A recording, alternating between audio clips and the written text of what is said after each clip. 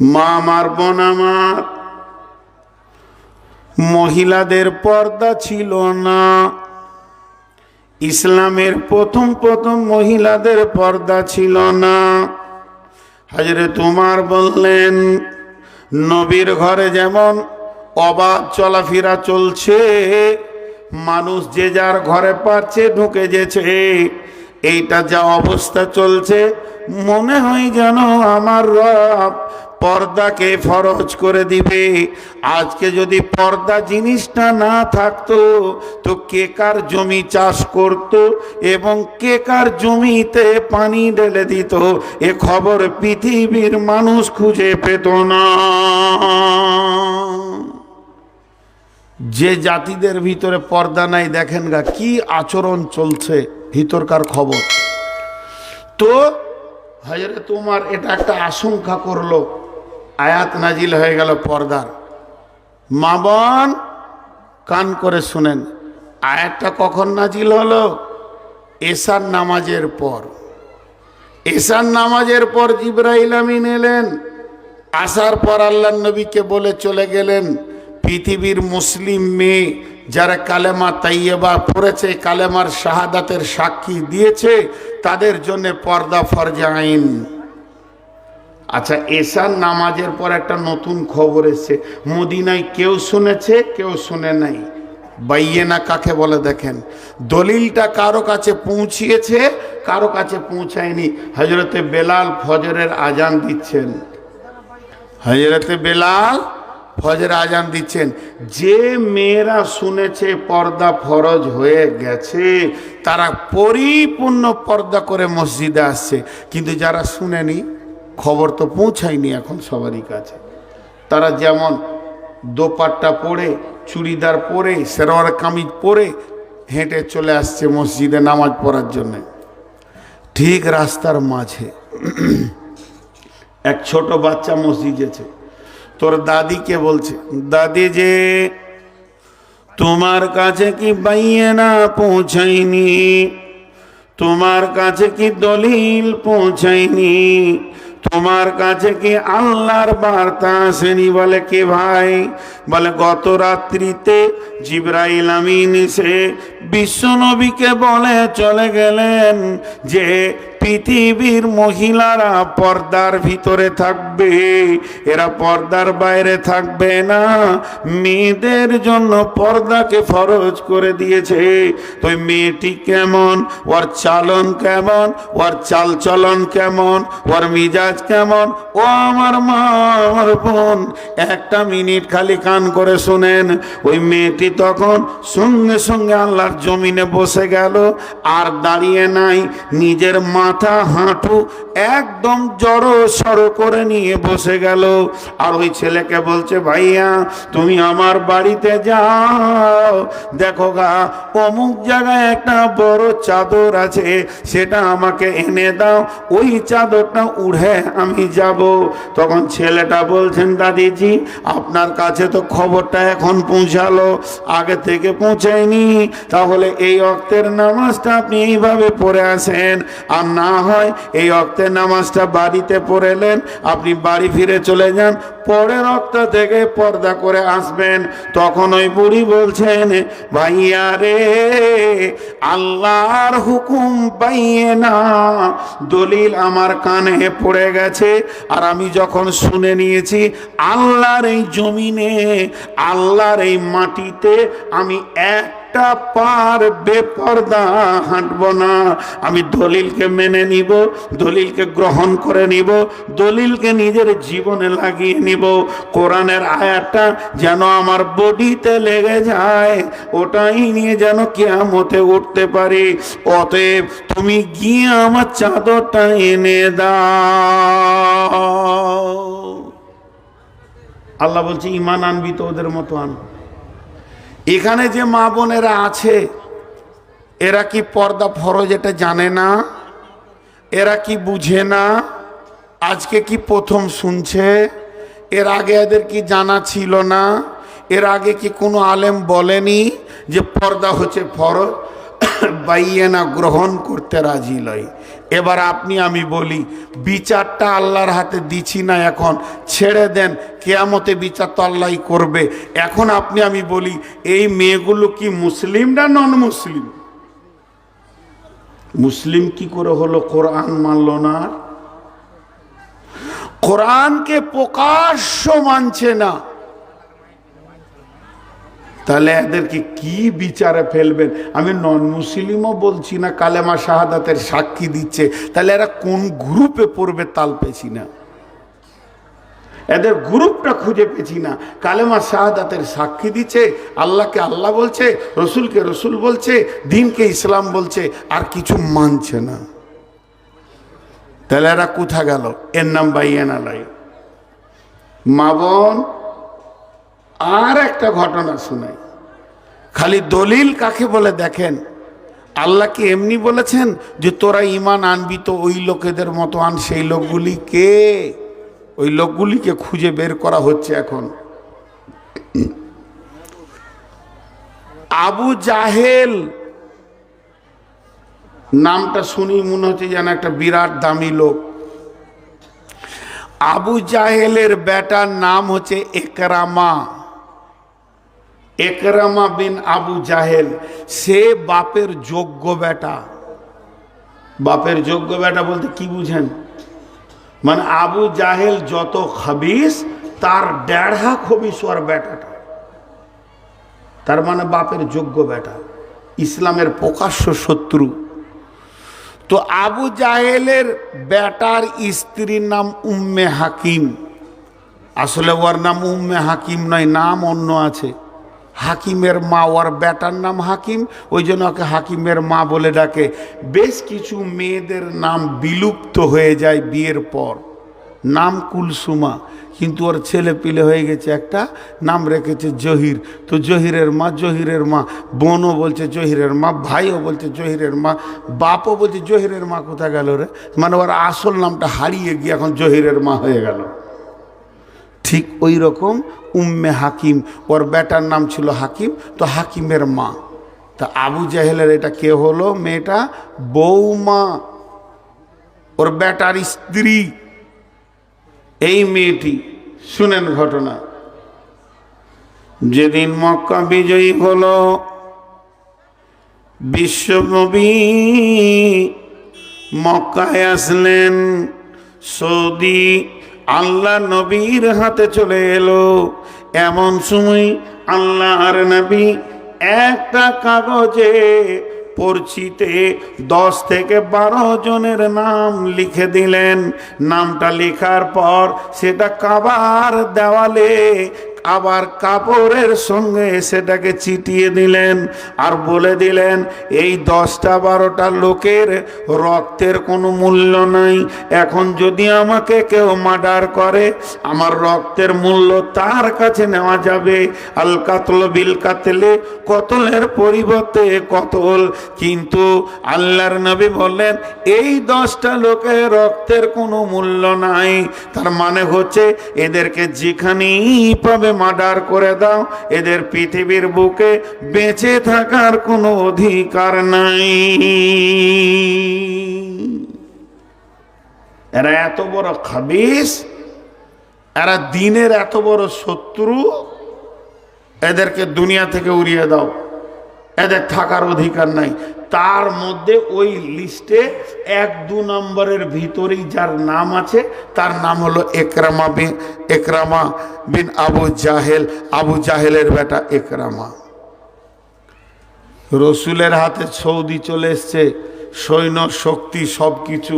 এবারে এরা 10 জন লুকিয়ে বেড়াচ্ছে, তার মধ্যে একরামাও লুকিয়ে বেড়াচ্ছে। ওর কানে কেউ বলে দিয়েছে, একরামা খবর শুনেছিস মার্ডারের লিস্টেতে তোর নাম আছে 1-2 নম্বরে। তুই তখন লুকিয়ে লুকিয়ে বেড়াচ্ছে জানকে বাঁচাবার লেগে, লুকাতে লুকাতে পালিয়ে গেল। তো একরামার বিবি উম্মে হাকিম রসুলকে গিয়ে বলছেন, ইয়া রাসূলুল্লাহ, ইয়া হাবিবাল্লাহ, ও শফিউল মুজনাবিন রাহমাতুল লিল আলামিন, দয়ার নবী গো, আমার স্বামী ইকরামা আবু জাহেলের বেটা, আপনি তাকে মারার অর্ডার দিয়ে দিয়েছেন। ও যদি মরে যায়, আমি এখনো জোয়ান মেয়ে, আমার জীবন জৈবন কোথা কাটবে? ছোট ছোট বাচ্চাগুলো রয়েছে, এতিম হয়ে যাবে। দয়ার নবী, এই আইনটা, এই নিয়মটা, যে ফয়সালাটা আপনি দিয়েছেন, এটা পুনর্নির্মাণে বিবেচনা করা যাবে কিনা, আবার দ্বিতীয় কোনো চিন্তা করা যাবে কিনা, আপনি একটু ভেবে চিন্তে দেখেন। আল্লাহর নবী বলছেন, আমি ইমোশনাল হয়ে এটা করিনি, আমি পাগলা হয়ে করিনি। ওরে একরামা বিবি উম্মে হাকিম, তুমি শোনো, ওই রকম ইসলামের শত্রু আল্লাহর জমিনে বেঁচে থাকার অধিকার নাই। ওর আপিল মানল না, ওর আপিল মানল না। নবীজি বলছে, যেখানেই পাবে ওকে শেষ করে দাও। মেয়েটা কত চালাক মা বোন, আমরা ভাবি আগেকার মেয়েদের বুদ্ধি কম, কত চালাক। মেয়েটা নবীজিকে বললেন, তাহলে আমার আর একটা কথা শোনেন। বলে কি? 2-4 মাস মুলতবি করে দেন, আমাকে 2-4টা মাস, 5টা-6টা মাস আমাকে সুযোগ দেন। আপনি সাহাবীদেরকে বলে দেন, এলান করে দেন, যেন 5-6 মাস ওকে না মারে, দেখি কি করা যায়। রাসূলুল্লাহ সাল্লাল্লাহু আলাইহি ওয়াসাল্লাম বলেন, হ্যাঁ এটা মানা যেতে পারে, যাও আমি এলান করে দিব, কিছুদিনের জন্য ওর মুলতবি থাকবে। এই কথাটা যখনই বলে দিল, ও বের হয়ে গেল স্বামীর খোঁজে। আজকের যুগের মোবাইল নয় যে কোথা আছে পেয়ে যাব, শহরে শহরে একরামা একরামা স্বামীকে খুঁজে বেড়াচ্ছে। খুঁজতে খুঁজতে খুঁজতে খুঁজতে শামে চলে গেছে। আরবের মক্কার লোকেরা শামে বেশি জোয়াশা করতো, বেশিরভাগ তাদের আড্ডা ওখানে হতো, তাই চলে গেল। তো মার্কেটে চিল্লাইছে, একরামা। তখন ওর কাছে ভিড় লাগিয়েছে। কি হলো জি? ওই মেয়ে ছেলে, তুমি চিল্লাইছো কেন? বলে, আমার স্বামীকে খুঁজছি, ওর নাম একরামা। তোমাদের এই শহরে কোনো বাইরের লোক আছে? মক্কা মদিনার লোক আছে? তো লোকগুলো বলছে, একটা বাইরের লোক আছে, এই গলির ভিতরে চলে যাও, ওই দোকানে কাজ করছে, দেখো গা তো ওটা তোমার কেউ আছে নাকি। চলে গেল মেয়েটা, ঠিক দোকানে গিয়ে দেখছে, হ্যাঁ স্বামী কাজ করছে। স্বামীকে গিয়ে বলছে, স্বামী আমার, চলো ফিরে যাই নিজের দেশে। স্বামী বলছে, বিবি রে, স্বামী আছি তো বেঁচে আছি, মক্কায় গেলে জীবনে শেষ হয়ে যাব, আর বেঁচে থাকবো না। বিবি বলছে, স্বামী রে, তোমাকে বাঁচানোর জন্য আমার জান পেরেশান লেগে আছে, অতএব চলো ফিরে যাই। আমি নবীজির কাছে মুলতবি চেয়ে নিয়েছি, তুমি আমি ফিরে যাব, তারপরে যা ঘটবে চলো। ঠিকই বলছিস তো? বলে, হ্যাঁ চলো। হাঁটতে শুরু করলো ওরা মক্কার দিকে। হাঁটতে হাঁটতে হাঁটতে হাঁটতে সূর্য উঠলো, সূর্য ডুবে গেছে। তখন একরামার বিবিকে বলছে, স্বামী স্ত্রী আর কেউ নাই, বিবি, বিবি রে, ক্লান্ত হয়ে গেছি, এই গাছের নিচে চাদরটা বিছাতো, একটু শুবো। তো 2টা চাদর আছে, একটা চাদরকে বিছিয়ে দিয়ে আর একটা চাদরকে বিছাইছে 2 হাতের দূরে।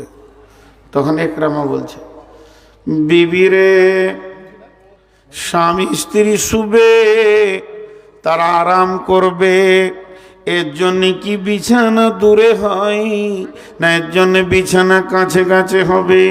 কতদিন তোমাকে ছেড়ে থেকেছে, কত মনের কথা, কত কৌতূহল, কত ভয়ে ভয়ে জীবন কাটাচ্ছি বিবি রে। তোমার কাছে কত জানার আছে মক্কার কথা, তুমি আমার কাছে কত কি জানবে, কেমন করে দিনগুলি পার হয়েছে। বিবি রে, 2 জন পাশে পাশে থাকবো, কত আলাপ হবে, কত কত আলোচনা হবে, কত প্রেম প্রীতির আলাপ হবে। ও মা আমার, বোন আমার, মেয়েটি কেমন, মেয়েটি কেমন, মেয়েটি কত বড় ইমানদার। সঙ্গে সঙ্গে স্বামীকে বলছে, স্বামী আমার শোনো, আমি তোমার কাছে আর শুতে পারি না, তোমার সঙ্গে আমার পার্থক্য রয়েছে বাইয়ে না, দলিল চলে এসেছে, এখন আমি আর তোমার কাছে শুতে পারবো না। তার কারণ হচ্ছে বিশ্বনবী মক্কায় এসেছেন, আমি বায়েত হয়ে গেছি, আমি কালেমা পড়ে নিয়েছি, আমি কালেমা শাহাদাতের সাক্ষী দিয়েছি, এখন আর আমি মুশরিকা নাই, এখন আর আমি কাফেরা নাই, এখন আমি মুমিনা মেয়ে হয়ে গেছি, আল্লাহ ওয়ালি হয়ে গেছি। আর একটা মুমিন মেয়ে কাফের ছেলের সঙ্গে মিশতে পারে না। বিবিরে তুমি, স্বামীরে তুমি আর কোনো চিন্তা করো না, চলো দুজনেই মক্কায় যাই, মক্কায় গিয়ে তুমি রসুলের কাছে জীবনের তওবা করবে, নতুন করে কালেমা পড়বে, নতুন কালেমা হয়ে যাবে, তোমাতে আমাতে আবার নতুন বাসর ঘর সাজিয়ে নিব, তার তো কোনো চিন্তা নাই। এখন এক জায়গা যাওয়া যাবে না, এখানে মধ্যখানে দলিল কাজ করছে বাইয়ে না। কেমন মেয়ে এখানে আসলো, মক্কায় পৌঁছিয়ে কালেমা পড়লো, রসুলের হাতে হাত দিয়ে বায়েত হলো, সেই ইকরামা আবার হাদিস বর্ণনা করেছেন। কেমন মেয়ে, তারা দলিলকে কিভাবে মেনেছে। জি, নামাজ ফরজ আমরা জানি না, শুধু জুমার দিন নামাজ পড়লে ও নামাজি লয়, এটাও তো জানি, তবে কেন দলিল মানছি না, আমরা নাজাত পাবো? আল্লাহ বলছে ওদের মতো হ। বিশ্বনবী এই দলিল দিয়ে ইসলাম নামে জিনিসটা তৈরি করেছেন। আমি একটা উদাহরণ দিব আপনাদেরকে, যে এই রাস্তায় মোটরসাইকেল আপনি যাচ্ছেন ঔরঙ্গাবাদ, যখনই আপনি ব্যাংডুবি ঔরঙ্গাবাদ যাচ্ছেন আর মার্কেটের ভিতরে গাড়িটা যাচ্ছে, বড় বড় ফার্নিচার্সের দোকান আছে, আপনি আর আপনার দোলাভাই দুজনেই যাচ্ছেন, ঘুরছেন, খালি ভাগ্নির বিয়ে হবে, একটা খাট দরকার, তো সুন্দর একটা ফার্নিচারের দোকানে গিয়ে দেখছেন কি সুন্দর কাঠের ফার্নিচার, ফুলগুলো মনে হচ্ছে জীবিত ফুল, লতা পাতাগুলো মনে হচ্ছে জীবিত, এত সুন্দর করে মিস্ত্রি বানিয়েছেন। তো আপনি তখন দাঁড়িয়ে দাঁড়িয়ে খাটের প্রশংসা করছেন, খাট বট, দারুণ দারুণ, এ খাট, এটাই আমার পছন্দ, দাম যা লাগে আমি খাটটা কিনবো। মিস্ত্রি তখন মুচকে মুচকে হাসছে, বলবি তো যে খাট ভালো, কিন্তু ওটা আসলে কি খাট? পরে হিসাবটা দেখেছো কি করে খাট হলো, তোমার পছন্দ কি করে হলো? ইতিহাসে চলো, ওটা এখন খাট, 1 মাস আগে ছিল কাঠ, তার 1 মাস 2 মাস আগে ছিল গাছ,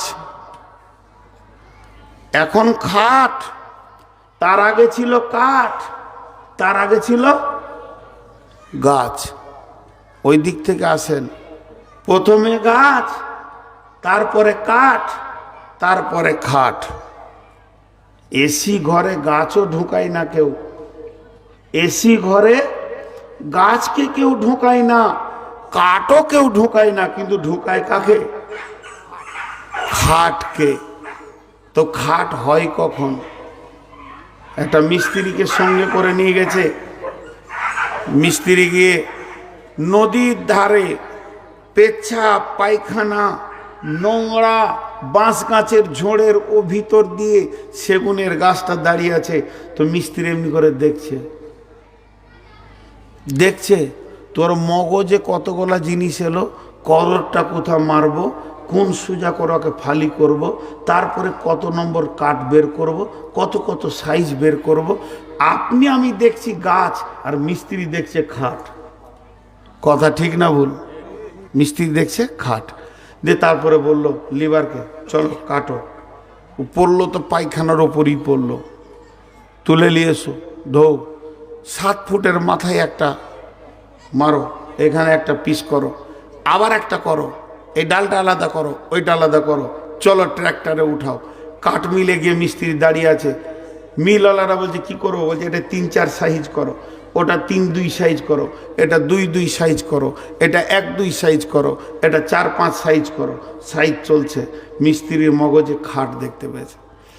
তারপরে সে কাঠগুলোকে নিয়ে মিস্ত্রি বসলো, চালাইছে বাটালি হাতুড়ি, যখন যেটা চাইছে কাঠ ওর কাছ থেকে ঠিক চেয়ে নেবে।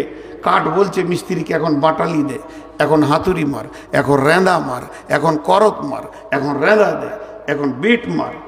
তাই চালিয়ে যাচ্ছে, চালাতে চালাতে চালাতে চালাতে প্রথমে দিল 6 নম্বর, 8 নম্বর, তারপর 12 নম্বর, এই করতে করতে 0 নম্বরের যখন আপনার সিরিজ কাগজ দিয়ে মেজে দিয়ে বার্নিশ পালিশ করে ওপরে যখন বার্নিশ মেরে দিল তো চকচক করছে। এবার বাড়িওয়ালা বলছে তুই ঘর ঢোক, কিন্তু ওই পায়খানার গাছটাকে ঢোকাই তো কেউ, জোরে বলে। বন্ধুরে আমার, যতগুলো সাহাবী নবীজির হাতে হাত দিয়ে কালেমা পড়েছেন এরা ছিল গাছ, নবীজি ছিলেন মিস্ত্রি। এদেরকে একটা একটা করে এনে এই রেঁদা বলেন এটাই, করত বলেন এটাই, এর নাম তানজিল, এর নাম সহিফা। যখন যেটা প্রয়োজন হয়েছে সে আয়াত দিয়ে ঘষে ঘষে ওই আবু বকর মুশরিক, হযরতে ওমর মুশরিক, এরা ছিল কাফের মুশরিক। এর জন্য আল্লাহ বলেছেন কাফের মুশরিক জান্নাতে যাবে যখন বাইনাকে গ্রহণ করে নিবে। তো বিশ্বনবী কেমন মিস্ত্রি ছিলেন, এই রকম ঝোড় জঙ্গল নোংরা গাছগুলোকে কেটে এমন খাট বানিয়ে দিলেন তারা হায়াতি খবর পেয়ে গেল। আবু বকর জান্নাতি, উমর জান্নাতি, ওসমান জান্নাতি, তারা জান্নাতে জায়গা পেয়ে গেল। তাহলে মিস্ত্রির হাতের মূল্য কত? তাই আমার আল্লাহ বলছেন হাত্তা তাতিয়াহুমুল বাইয়িনা। ওই কাফের গুলো মুশরিক গুলো এমন ছিল, ওরা বাইয়িনার অপেক্ষা করছিল, অস্ত্রের অপেক্ষা করছিল যে আমাদেরকে কে সুন্দর করে বানাবে। আল্লাহ বলছে রাসূলুম মিনাল্লাহি ইয়াতলু সুহুফাম মুতাহহারা। আমি তখনই রসুলকে পাঠিয়ে দিলাম একটা পবিত্র মেশিন দিয়ে। এই মেশিন দিয়ে আমার নবী তাদেরকে তেলাওয়াত করে শোনাতে লাগলো, আর একটা একটা একটা একটা করে ধরে ধরে এত সুন্দর মানুষ বানালো, তারা পৃথিবীতে বেঁচে থেকে টাইটেল পেয়ে গেল রাদিয়াল্লাহু আনহু, মানে ওদের ওপরে আল্লাহ রাজি আছে। তাহলে এই বাইয়ানাটার মূল্য কত? এখন আপনি আমি একটা প্রশ্ন করে দিব ছোট করে, আমাদের বুদ্ধি বেশি তো, ওটা রাসূলুল্লাহ ছিল বলি তখন করেছে, এখন কি আর ওইটা হবে? এমন তো নবী নাই। এই জন্য আল্লাহ পরের আয়াতে বলে দিয়েছেন ফিহা কুতুবুন কাইয়্যিমা, ফিহা কুতুবুন কাইয়্যিমা। এটা হলো প্রতিষ্ঠিত কিতাব, এটা অ্যাবরম্যানের দরকার নাই, এর ক্ষমতা কিয়ামত পর্যন্ত কমবে না। এই ক্ষমতাটা কমবে না, যেমন আবু বকরকে উমরকে সাইজ করেছে, কিয়ামতের আগে যদি কোনো মাতাল এসে কোরআনকে বলে, জুয়ারি বলে, সুদারুল উচ্চা বলে আমাকে জান্নাতি বানিয়ে দাও, তো কোরআনকে বাইয়ানাকে যদি গ্রহণ করতে শুরু করে দেয়, মানতে শুরু করে দেয়, একটা একটা আয়াতকে জীবনে বাস্তবায়ন করতে শুরু করে দেয়, সেও আবু বকরের মতো জান্নাতে যাবে। ইয়ার পাওয়ার কমবে না। আল্লাহ বলেছেন ফিহা কুতুবুন কাইয়্যিমা। তো গোটা সূরাটা আমি আপনাদেরকে একটা উদাহরণে বুঝিয়ে দিচ্ছি, ধ্যানের সঙ্গে শুনবেন, দেখবেন। এই যে একটা কাগজের পাইপ বানালাম, এগুলো ম্যাজিক স্যান্ডা বানাই। ম্যাজিক কিন্তু জাদু নয়, আর জাদু কিন্তু ম্যাজিক নয়। এই যে দেখেছেন কোনো রকম এরকম ম্যাজিক, এইদিকে সাদা রুমাল ভরবে, এইদিকে লাল বের হবে, দেখেছেন? এইদিকে সবুজ ভরবে, এইদিকে সাদা বের হবে। আসলে ওইটার ভিতরেই ম্যাজিকটা আছে, মানুষ বুঝতে পারে না। এটা হাতের সাফাই, এটা জাদু মন্ত্র নয়। তো ওইটার ভিতরে কি এমন ক্যাপাসিটি আছে, এইদিকে ঢুকছে লাল, এইদিকে বেরোচ্ছে সাদা। তোমার আল্লাহ বলছেন এই বাইয়েনাটা কেমন, এই বাইয়েনাটা কেমন, কেউ যদি এসে এই দিকে ঢুকে মাতাল, চোর, লম্পট, সুদারু, জুয়ারি, লোচ্চা, রান্ডি, বেশ্যা হয়ে, আর যদি একে গ্রহণ করে, এর ভিতরে চলতে চলতে যখন শেষ দিকে বের হবে তো আল্লাহওয়ালা হয়ে বের হয়ে যাবে, আল্লাহ রাজি হয়ে যাবে, জিন্দেগি চেঞ্জ হয়ে যাবে। এরই নাম বাইয়েনা। কোরআনের ভিতরে কি এমন ম্যাজিক ভরা আছে, যত বড়ই বেঈমান আসুক, খালি একে যদি অন্তর দিয়ে গ্রহণ করে নেয় তোর জিন্দেগি চেঞ্জ হয়ে যাবে। এর জন্য আল্লাহ সূরা বাইয়েনাটা শুরু করেছে কাফের মুশরিক দিয়ে, আর সূরা বাইয়েনাকে শেষ করছে কিভাবে, রাদিয়াল্লাহু আনহুম ওয়া রাদু আনহু যালিকা লিমান খাশিয়া রাব্বা। আল্লাহ তাদের উপরে রাজি হয়ে গেছে, তারাও আল্লাহকে রাজি করেছেন, যেহেতু তারা জিন্দেগিতে আল্লাহকে ভয় করেছেন, আল্লাহ ভীরু হয়ে কাটিয়েছেন, আল্লাহ ভীতু হয়ে দুনিয়া করেছেন। আল্লাহ তাবারাক ওয়া তাআলা এর নাম রেখেছে বাইয়েনা। আজকে আমাদের অবস্থা, জি ভাই, আজকে আমরা আমাদেরকে একবার মূল্যায়ন করি যে আমরা কোন জায়গায় দাঁড়িয়ে আছি আর কি অবস্থা দাঁড়িয়ে আছি। আমরা কতটা দলিলকে গ্রহণ করেছি জিন্দেগিতে। সকাল থেকে সন্ধ্যা পর্যন্ত মুসলিমরা যত কোরআনের বিরুদ্ধে জীবন চালায়, অন্য কাস্ট এত চালায় না। তার কারণ তারা তো কম্পেয়ারে এসে গেছে, দুনিয়াতে তারা কোরআন মানবে না, এক কথায় ক্লিয়ার করে নিয়েছে। নন মুসলিমরা আমরা কোরআন মানব না, ইহুদি বলেছে মানব না, নাসারা বলেছে মানব না, আর অন্য কাস্টরা বলেছে মানব না। যারা মানবে না মানবে না, মানবে না তো মানবে না, তাদের কথা বাদ দেন। কিন্তু যারা নিজেদের বলেছেন যে আমরা কোরআনের আওতাভুক্ত জীবন কাটাবো, তারাই বা কতটা মানছে, তারাই বা কতটা মানছে। জি ভাই, আজকে আমরা জিন্দেগিকে শেষ করে দিয়েছি, যেহেতু আমাদের কাছে দলিল আসার পরও একে গ্রহণ করতে পারছি না, একে গ্রহণ করতে পারছি না।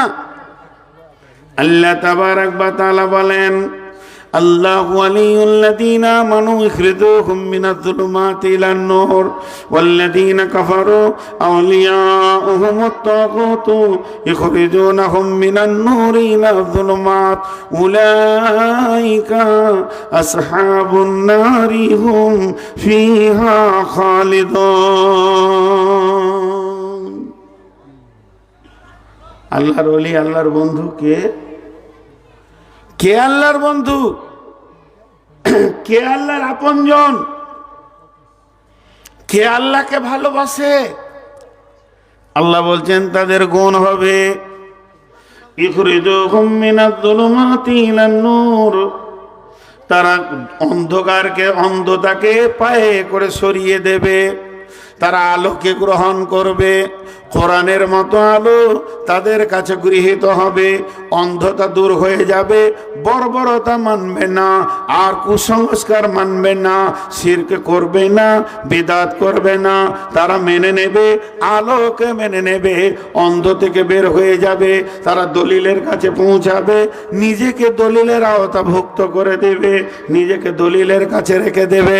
আর যারা কাফের মুশরিক, তারা কি করবে? তারা দলিল থেকে বের হয়ে, তারা দলিল মানতে মানতে এমন করে বেজ্জতি করে দিয়ে চলে যাবে, অন্ধতার ভিতর দিয়ে চলে যাবে। কাফের মুশরিকেরা অন্ধতাকে গ্রহণ করে নেবে। আল্লাহ তাবারাক ওয়া তাআলা বলছেন দলিল মানবে তো জান্নাতে যাবে, দলিল না মানবে তো উলাইকা আসহাবুন নার হুম ফিহা খালিদুন, তার জাহান্নামের আগুনের ভিতরে ঢুকবে। জি,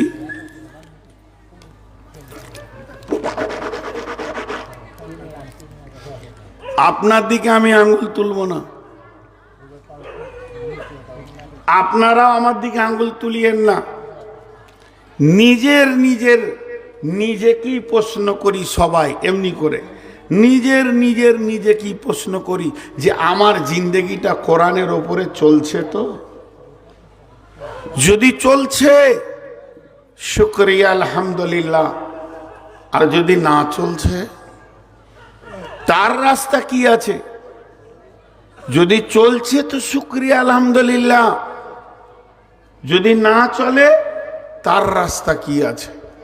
তার রাস্তা কি আছে এটা খুঁজে বের করি। ভাইয়া একটু আমরা চিন্তা ভাবনা করি না। অতএব আজকে টোটাল বক্তব্যের বিষয় আমি একটাই জিনিসের ওপরে রেখেছি যে আমরা বাইয়েনাকে গ্রহণ করব, দলিলকে গ্রহণ করব। দলিল আমাদেরকে প্রতিটি ক্ষেত্রে বলে দেবে আমাকে কি করতে হবে কি না করতে হবে।